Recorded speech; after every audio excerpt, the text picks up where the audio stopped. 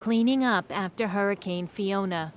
Everywhere there is damage, downed power lines, collapsed buildings, flooded streets, as residents in the Dominican Republic begin to put their lives back together.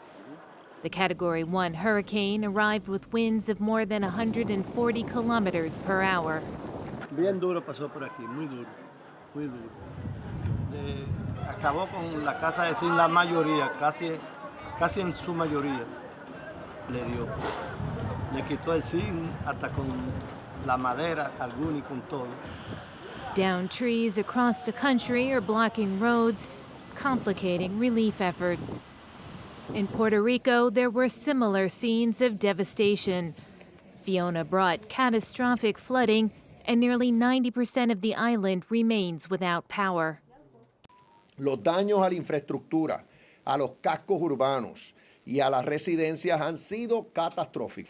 Puerto Rico is still recovering from the extensive damage caused by Hurricane Maria 5 years ago, which severely impacted the island's power grid. President Joe Biden has declared a state of emergency for the U.S. territory.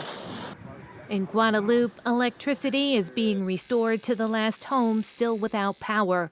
Emergency crews have been working to repair the electrical grid, but several thousand islanders lack access to running water. However, most people are just happy to have made it through the storm. On est vivant, c'est l'essentiel, parce que j'ai fini ma nuit sur le capot de ma voiture.